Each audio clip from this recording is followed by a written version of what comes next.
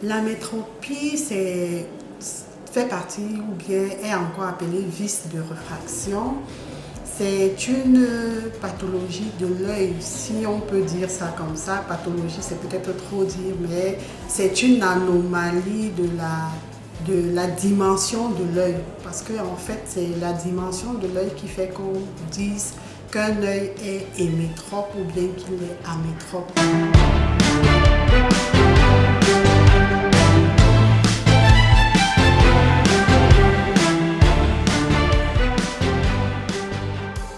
Pour celui qui est myope, par exemple, le myope a les yeux qui sont un peu plus grands que la normale, donc l'image va se former en arrière de la rétine et en avant de la rétine, et par conséquent, le myope verra mieux de près.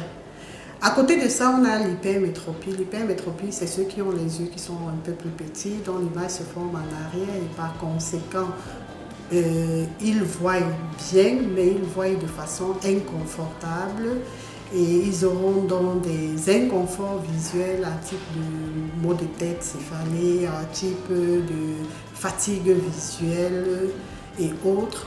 Et la troisième amétropie, c'est l'astigmatisme. L'astigmatisme, c'est la forme de l'œil en fait qui n'est pas ce qu'il faut. Dans les rayons de courbure de la partie de l'œil qu'on appelle la cornée, le cristallin ne sont pas adéquats et par conséquent, on aura tendance à confondre les lettres. Donc, celui qui est astigmate va confondre par exemple le P, le F, le R pour lui, ce sera la même chose. Donc, le dernier type d'amétropie sur lequel je vais insister, c'est la presbytie qui est liée à l'âge et qui est due à un défaut d'accommodation parce que l'œil, avec l'âge, au-delà de 40 ans, perd de sa souplesse et par conséquent, on a des difficultés à voir les petites écritures. On a tendance à éloigner le texte lorsqu'on va le lire de près, si bien que la main devient un peu courte pour l'éloigner davantage. Et ça, donc, ça va permettre qu'on puisse corriger toutes ces pathologies-là. Le traitement, ce sont les lunettes.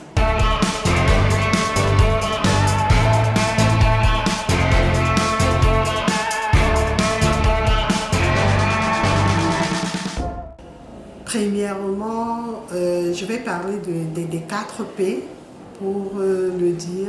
Donc, il y a d'abord la prévention parce qu'en santé, on dit toujours que prévenir vaut mieux que guérir. Donc, prévenir sa vision, ce sera quoi? C'est bien manger, manger équilibré, la vitamine A, la vitamine C, les oméga 3 et ainsi de suite.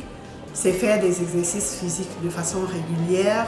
C'est également, lorsqu'on n'est même pas encore né, par exemple, bien faire ses consultations prénatales parce que si on ne fait pas bien les consultations prénatales, on peut avoir la toxoplasmose qui va affecter déjà l'œil de l'enfant avant qu'il ne vienne même au monde en intra-utérin. Le deuxième P, ce sera le P de la protection.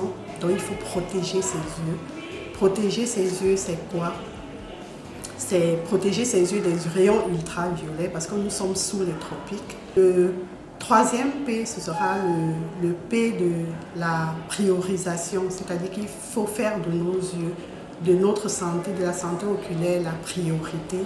Et faire de la santé oculaire la priorité, c'est que chaque fois qu'on a un souci avec ses yeux, qu'on court rapidement chez le professionnel de la santé oculaire pour pouvoir avoir les soins qui sont adéquats.